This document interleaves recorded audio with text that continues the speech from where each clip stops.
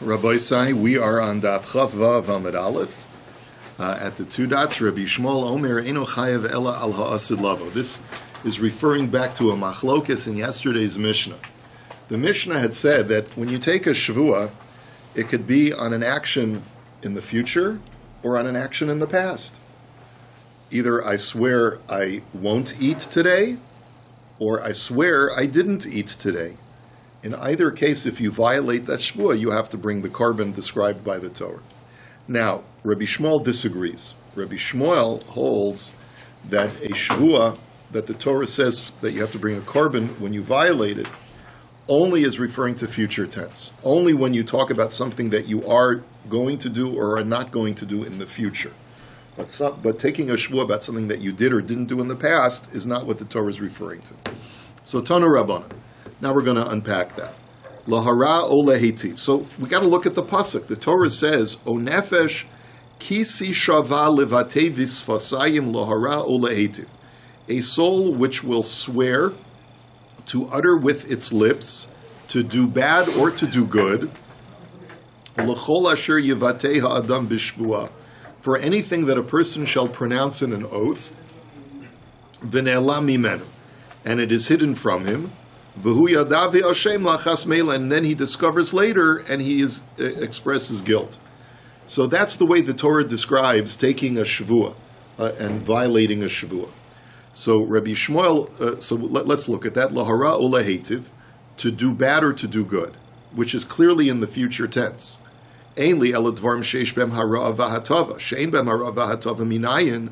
So the first thing the Brisa says is that it's referring to doing bad or to doing good, which means that you're taking a shvuah on something that has a moral value to it. Either it's morally good or morally bad. What if you take shvuah on something that has no moral value whatsoever? I swear I'm going to drink orange juice today. That's got no moral value assigned to it whatsoever. How do you know that you can violate that and be liable? Tamulomar o nefesh kisi shava levate visfasayim.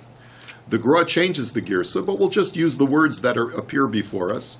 The Torah here uses those extra words that says levatevis fasayim, any pronouncement of shvuah, regardless of whether there's moral value to it or not.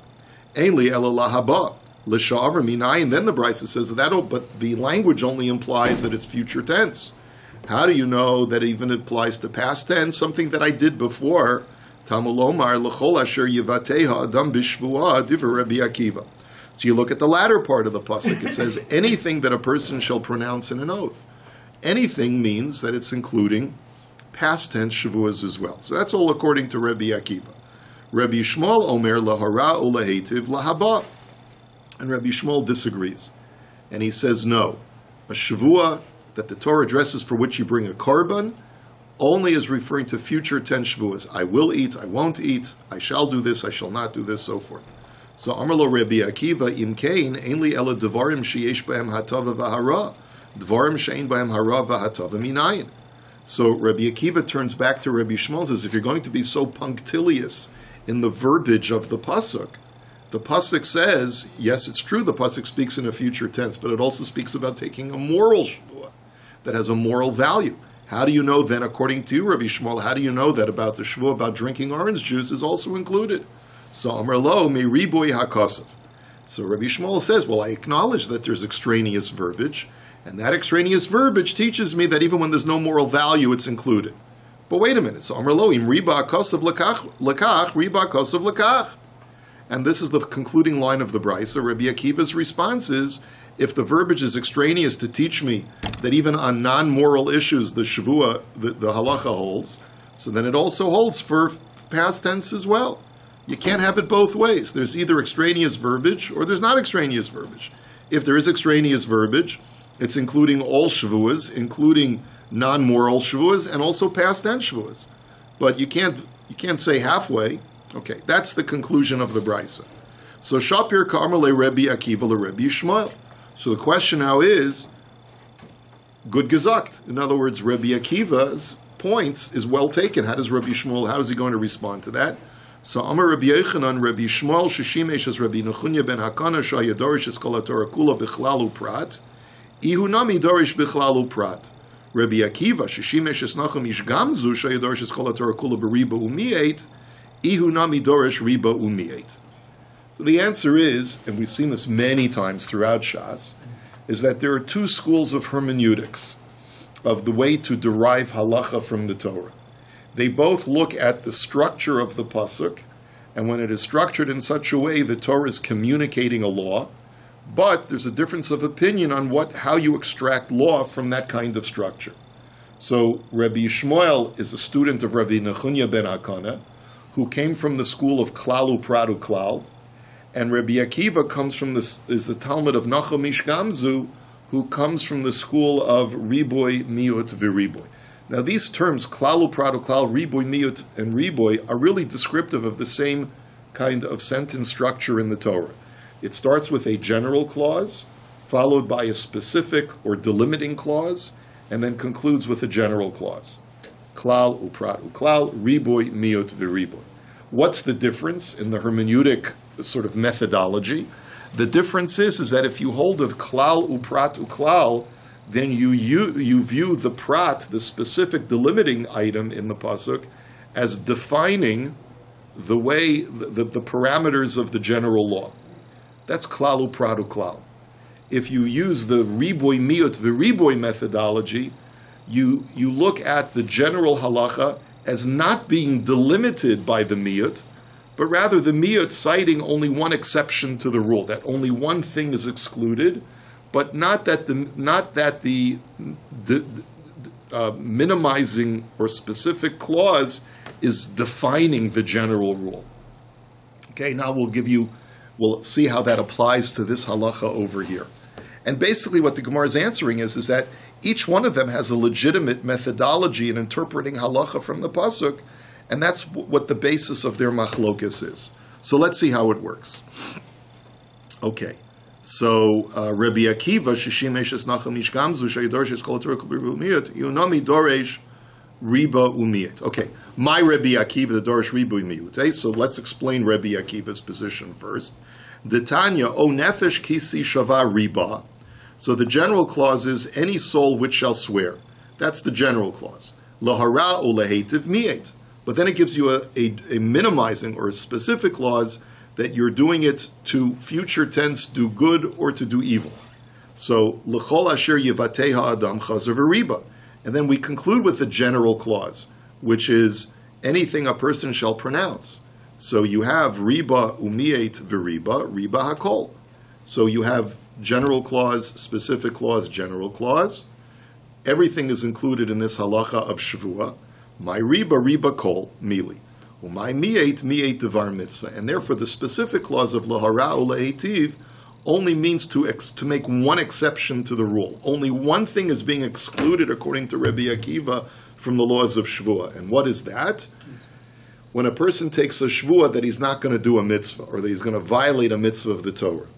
There, the shvua is not binding. So if I go ahead and I swear I'm going to eat chazer, and I go ahead and eat chazer, I get lashes for eating chazer, but I don't have to bring a korban for violating my shvua. That's what's being excluded from the words lahara o lehetiv, but everything else, both future tense and past tense, both moral and non-moral issues, everything else is included. V'Rebbe Yishmael, dorish klal uprat. He uses the klal uprat methodology. O nefesh kisi shava levatevis fasayim klal. Same first part of the pasuk, a soul that utters a shvua, is the general clause. Lahara o lehetiv prat. To do bad or to do good, that's the specific, the delimiting clause. L'chol asher yivatei ha'adam chazar v'kol al. Anything that a person shall pronounce, that's the general clause that we conclude with. Klal uprat uklal, iya tadan ela ke'in haprat. Ma haprat miforash lahaba, Avkol lehaba. So therefore, the delimiting clause helps us to define the general rule. And since the delimiting clause is only referring to future tense shavuos, so too the whole halacha of shavuos only applies to a shavua that's taken in the future tense. That's the way Rabbi Shmuel learns it. So ahani klala la'asuyi afilu dvarim she'ein bahem hara v'hatava lahaba, but ahani prata l'ma'ute afilu dvarim sheish behem hara v'hatava l'sha'avar. And basically, there's a certain tension, because you have generic rule of shavua, but you have a specific delimiting clause which tells you that there are parameters to it. So the parameter that the prat defines is that it has to be future tense. But the fact that it's bounded on either side with general clauses tells you that it's inclusive of all kinds of future tense shvuas, even future tense shvuas that are not moral in nature, like drinking a glass of orange juice. Okay? So the Gemara now asks the question, a very logical question, Eipochana. What makes you come to that conclusion? That what's included are only future tense, but we include all shavuos that are future tense, anything, whether they're moral or non-moral. Maybe I'll just say just the opposite. Maybe the delimiting clause excludes things that are not of a moral value attached to them, but it includes both future tense and past tense. You could say that as well. If you have to create a balance between general and specific, maybe that's the balance, just the opposite. So the Gemara says, Omer Rav Yitzchak, Dumya Dilara Ola Hetiv, Mi she'isuro mishum ba'yachel devaro. Yatzasa zu she'en isuro mishum ba'yachel devaro, ela mishum ba'al teshakaru. So the Gemara gives a fascinating svara. And the svara is as follows. We know that in the context of neder, which is very much similar to the laws of Shavua, right? The Torah says that when a person takes a neder, he may not profane his words.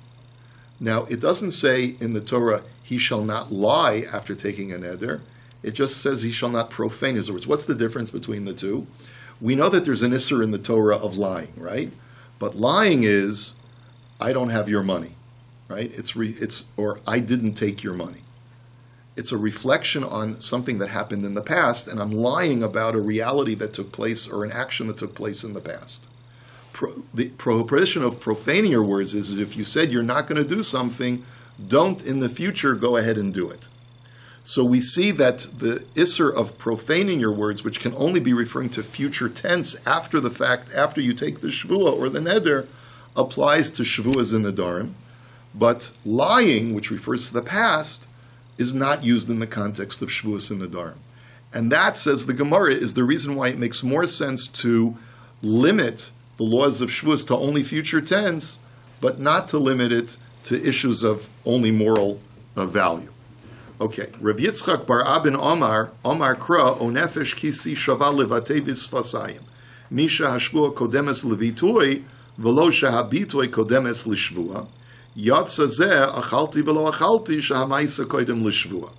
So Rav Yitzchak bar Abin gives another answer as to why it makes more sense to exclude past tense and not to exclude things that have no moral value. He says like this, look at the language of the pasuk. The pasuk says, if a soul shall swear to utter with its lips. So you see that the oath is preceding an action in the pasuk. If we wanted to sort of genericize the way that we structure the pasuk. First oath, then action of pronouncement. So you see that under what conditions does an oath precede an action? When it's an oath about something taking place in the future. Whereas a past tense oath is action followed by an oath. And therefore, since the pasuk structures an oath first and then action, it makes more sense to say that the Torah is only addressing future tense oaths and not past tense oaths.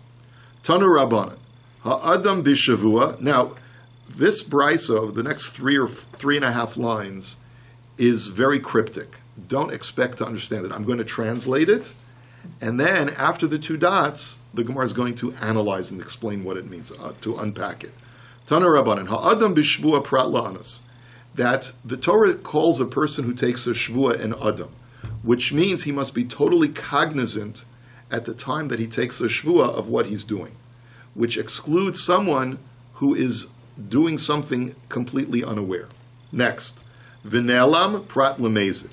If, when he discovers that he violated his shvua, it was hidden from him, this excludes someone who violated the shvua knowingly. Okay? Mimenu shenis'alma mimenu shavua. And the word mimenu tells me that the shvua was hidden from him. Yachol shenis'alma mimenu chayfetz. You might think that this also includes not only when the shvua was hidden from him, but when the object of the shvuah was hidden from him, Talmud loymar b'shvuah v'nelam al helam shvuah hu chayav enu chayav al helam chayfetz.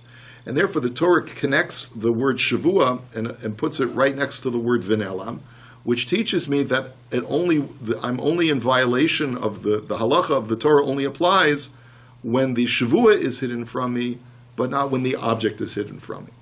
That's the end of the brisa. I told you it's difficult to understand, not clear what it's referring to. Now we're going to explain it. Amar mar, ha'adam b'shvuah prat la'anus heichidami. So what does that first thing mean? That a person has to be cognizant at the time, he's got to be an adam, a person of intellect when he takes the shvuah. What does that mean? Kidarav kahana v'rav asi kahavu kaimi mikmi derav, mar amar shvuah sadahachi amar rav, umar amar shvuah sadahachi amar rav. So I'll give you an illustration. Rav Kahana and Rav Asi were both students of Rav, and they were reviewing the shir that Rav gave the previous day, and one said, Rav paskined black, and the other one said, what are you talking about? Rav paskined white, right? They're mamish, two opposites. One said black, one said white. One said mutter, one said asr, right? So, and each one was so certain that they were right that each one of them said, I hereby take a shvuah. Then he said black. And the other one says, I hereby take a shvuah. That Rabbi said white. So, ki asu lekame derav, omar kechad minayu. So they come to Rav the next day, and they say, so what taka did you say? So he says, I said black. I didn't say white. So the guy who swore that he said white, Amar lei idach va'ana b'shikra ishtaboy, does that mean that I swore falsely? Do I have to, am I chayav a korban shvuah? You know, so Amar lei libcha anascha, v'nela libcha anascha, period. So Rav said, no. You were so certain at the time when you took the shvuah that it was your heart that made you make a mistake. And therefore, you are not bound by the laws of taking a false shvuah. Now here, clearly we're going like the Chachamim, that a shvuah applies to something that happened in the past, right? Because he swears, I swear that Rav said this, right? So he says, no, you're not bound by the laws of shvuah. So of course the question we're going to ask later on when we turn the pages, well then under what circumstances will a person be liable a korban when he swears on the past? If he's certain and he's mistaken, right, he thinks he's telling the truth, so then he's an anus and he's pater. If he deliberately is lying, so then that's mazid. He shouldn't bring a korban either. So we'll have to see. Well, the Gemara will have to answer that question later on. Next, v'nela mimenu shenis'ale mimenu shavua. Yachol shenis'al mimenu chayfetz tamalomer b'shvuah v'nela mimenu al helam shvuah hu chayav enu chayav al helam chayfetz. Now we just quoted the next line of the brisa, which basically says that the only time you bring a korban is when the shavua is hidden from you, but the object of the shavua is not hidden from you. But if the shvuah is not hidden from you, but only the object of the shvuah is hidden from you, so then you don't bring a korban. So what does that mean? So machkulei b'ma'arava. So the rabbis of Eretz Yisrael in some way were derisive of this brisa. They said it doesn't really make any sense. Bishlam shavua mishkachas la below chayfetz. I could certainly understand a person being unaware of the shvuah and without, but still being aware of the object.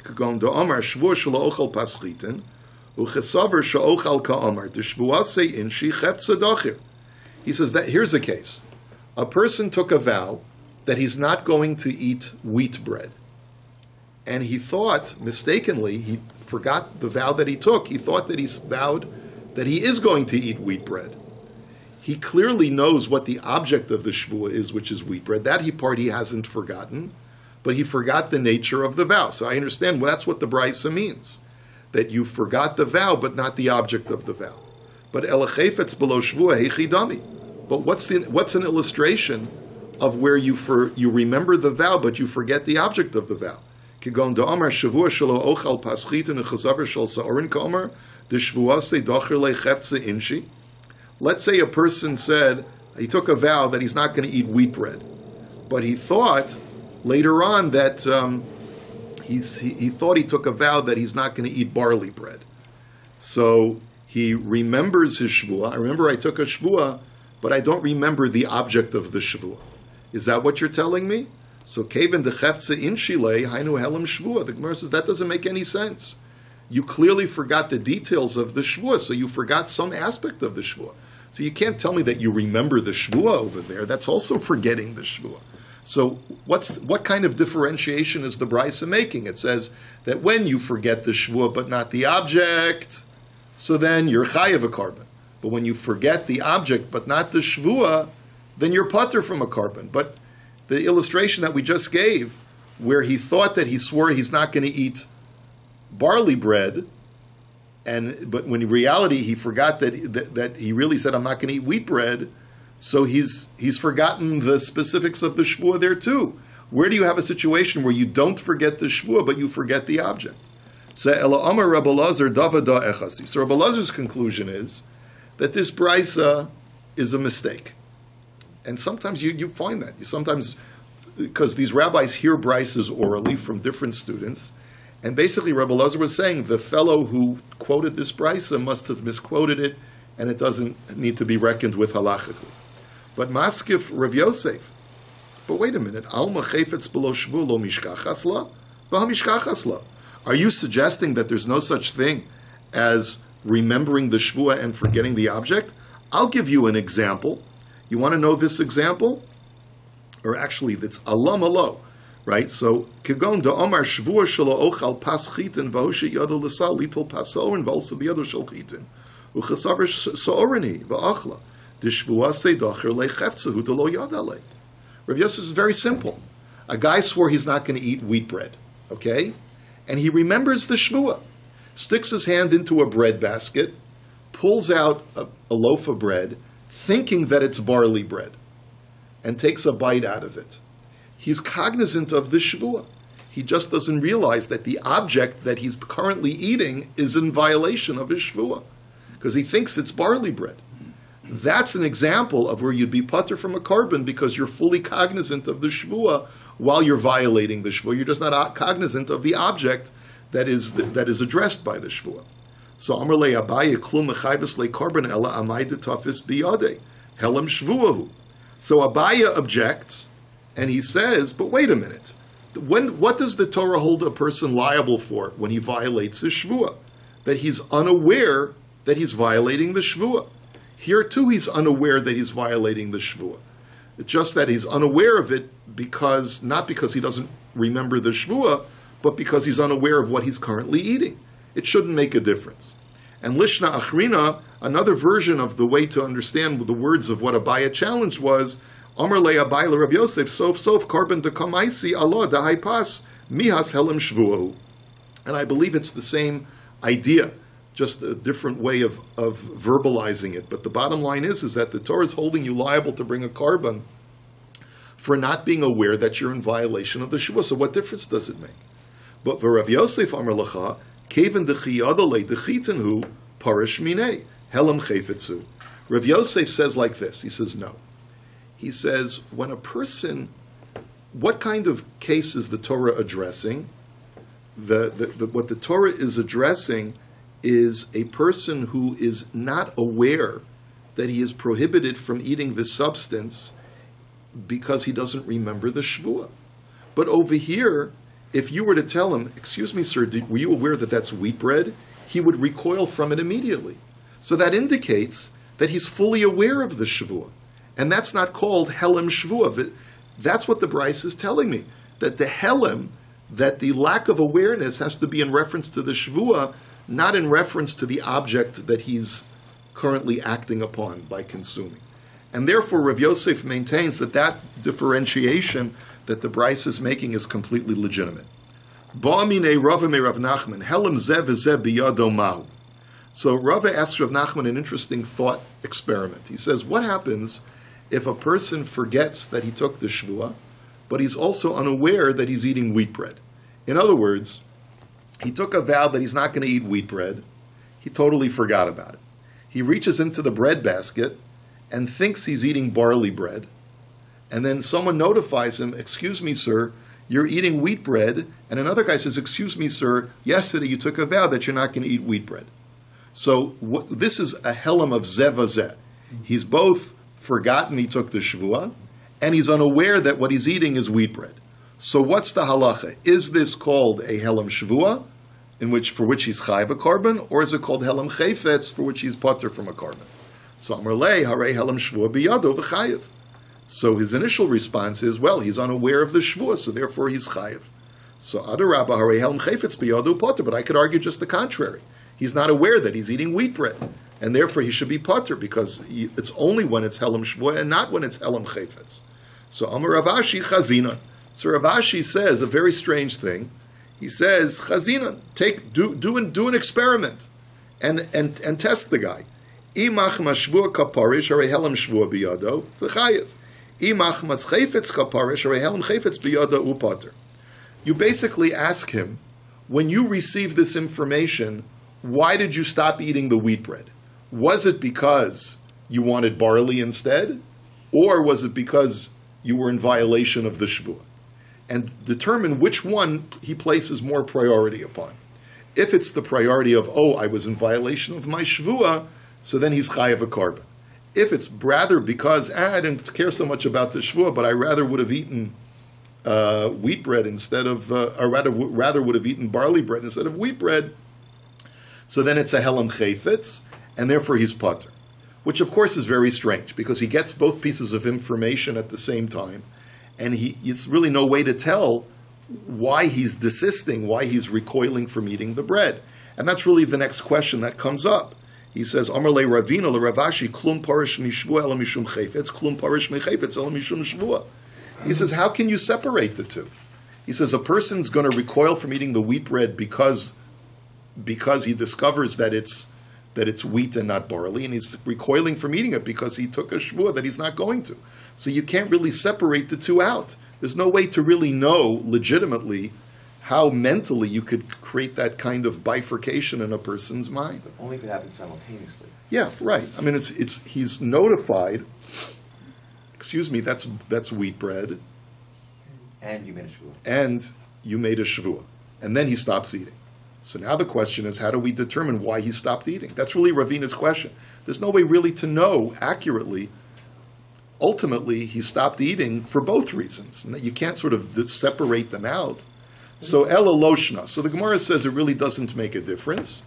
And therefore, Rashi says, since there was a helam chayfetz, there was an ignorance of the object that you're eating, and when you have both, you're going to be potter. That's the conclusion that Rashi comes to. So next, Ba'minei Rava me Rav Nachman. Rava asked Rav Nachman the following question.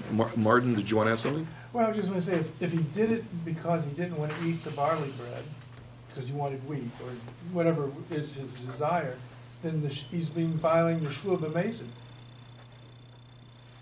Right. I mean, if he continues eating the wheat bread. I mean, but the thought process is, his thought process would be, I don't care about the shvua, I'm going to eat what I want to eat. So it's b'mesid.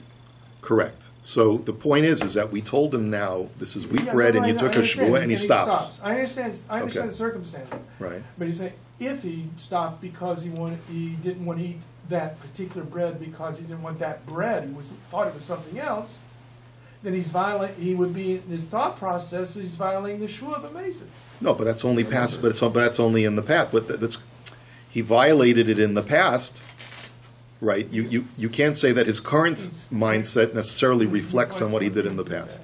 Anyway, Ezo he shigagas shvuas bitoy l'sha'avar. Idiyada mesidhu di lo yada hanusu.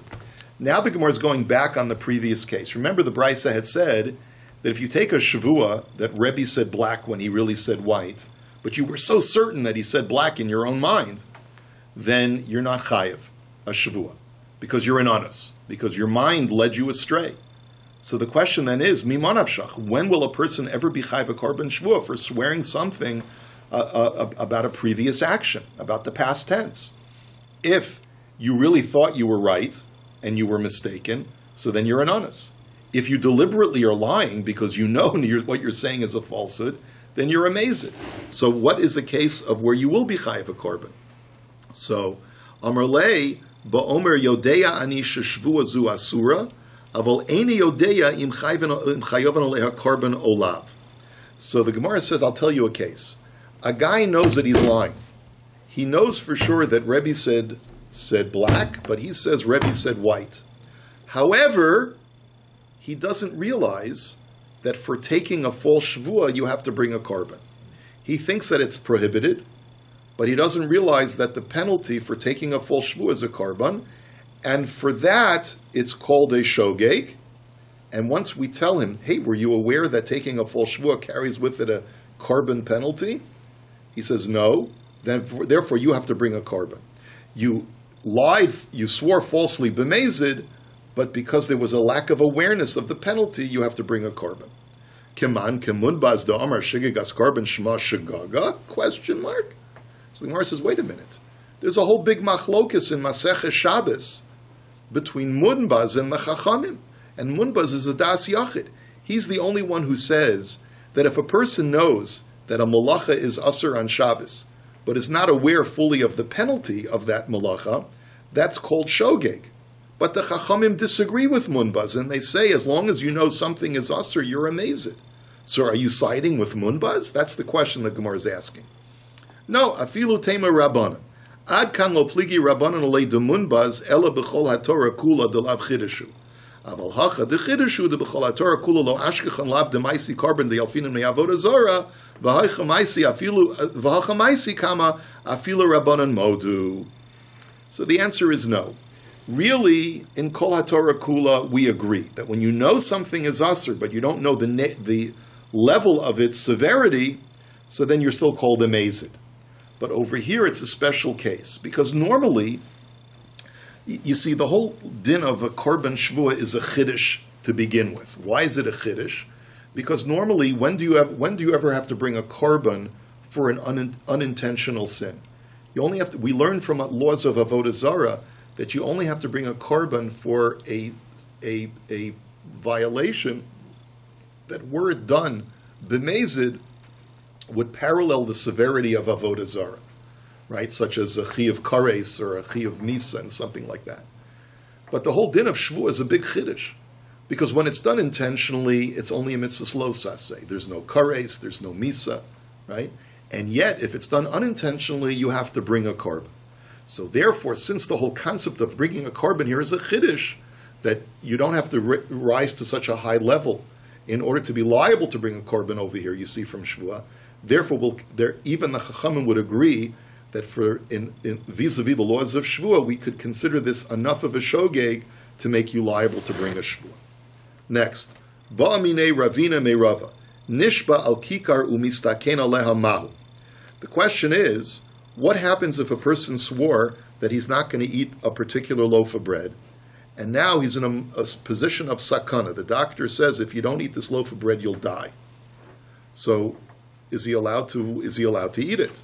So the Gemara says, mistaken lishrei lemar. Of course, he's completely permitted to him. He's not even in violation of the shavua, because nothing stands in the way of sakanas nefashos. So it's completely permitted. So ela mitzdayer va'achla b'shigaga shavua mai.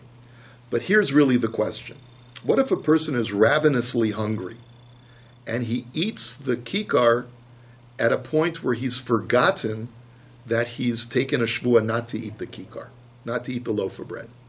So the reason why this is a question is like this. We ask the person after the fact, were you aware that you had sworn not to eat that kikar? He says, no, I actually forgot. But the truth is, I was so hungry that even if I would have known that I had taken the shvuah, I would have eaten it anyway, because I was starving to death. So the question, therefore, is, does he have to bring a korban shvuah? On the one hand, there's helam shvuah. He wasn't aware of the shvuah. But on the other hand, he confesses that even if he would have known of the shvuah, he would have eaten it anyway. So Amar lei tanina, shav mi yidiyaso mevi korban al shigagaso. Lo shav mi yidiyaso, ein mevi korban al shigagaso. So he says that's a brisa. The brisa says that it's only if, when made aware that you took the shvuah, you have a change of heart, that you have regret that you ate the object. But if upon being made aware that you took a shvuah, you don't have any remorse and you don't have a change of heart, and you say, I would have eaten it anyway, so then for that, you're not liable for bringing the shvuah. And therefore, you're putter from a shvuah in that case. Omar Shmuel, Gomer belibo tzarch sheyotzi bisfasav shnemer levatei bisfasayim. Next halacha. Shmuel says that if a person only mentally thinks that he's not going to eat something, but he never verbalizes it, he never enunciates the shvuah, he's putter. he doesn't, and if he violates his mental commitment, he's patur from bringing a korban.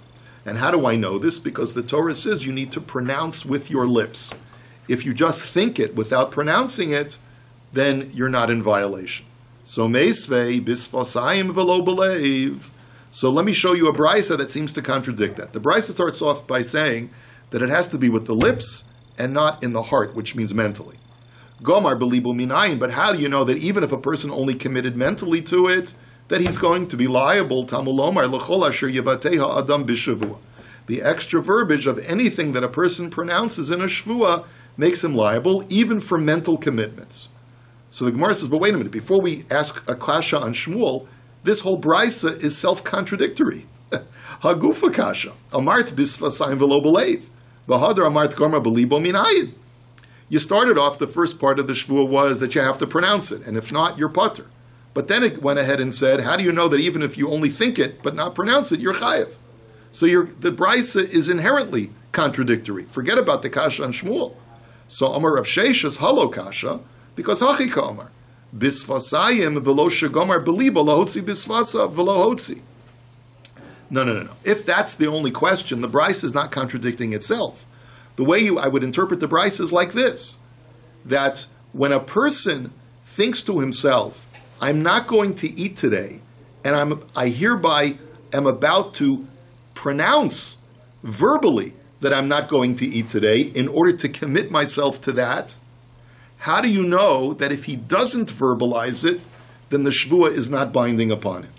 And that's why the Torah says, Levate b'svasayim, because he thought to himself, I'm going to pronounce this verbally that I'm not going to eat. And then someone drays him a cup and he never ends up saying it. So there, he's patur, because he thought that he's going to enact the shvua through verbalization. So that's the first part of the brisa. But gomar belibo staminayin tamulam l'chol asher yevate. The second part of the brisa is, what if a person's thought stamazoi? I'm not eating today, and I swear to myself that I'm not going to eat today. And he doesn't commit that he's going to verbalize it. So that's what the brisa means. Yes, you can taka be in violation even if you only think it without pronouncing it. So, but ela lishmol kasha. But if that's the way you're interpreting the brisa, fine, you've made the brisa make sense. But it's not going to work out according to Shmuel, because according to Shmuel, you're only chayev when you actually verbalize. So Amar Rav Sheshes teritz ve'imahachi. No, so Shmuel will learn the brisa differently. He'll explain the brisa like this. Bisvasayim v'lo shegomar belibo lahotzi paschit and v'hotzi pas sa'orin. The first part of the brisa means like this. When is the shvua not binding? When you thought in your mind, I'm not going to eat wheat bread today, and then when you verbalized it, your mouth did not cooperate with your thoughts. Does that ever happen to you? You're talking to one of your kids and you call him by the name of his sibling, right? You know, you're speaking to Yankel and you say, Shmerel, come over here. What happened to my head? So it happens a lot of times where our mouths do not pronounce the things we thought we wanted to pronounce. So in that situation, since you thought to yourself, I'm not going to eat wheat bread, but then when you actually pronounced it, you said, I'm not eating barley bread today. He didn't correct himself. And he didn't correct himself. So in that situation, since your pronouncement was not in sync with your thoughts, then the halacha is that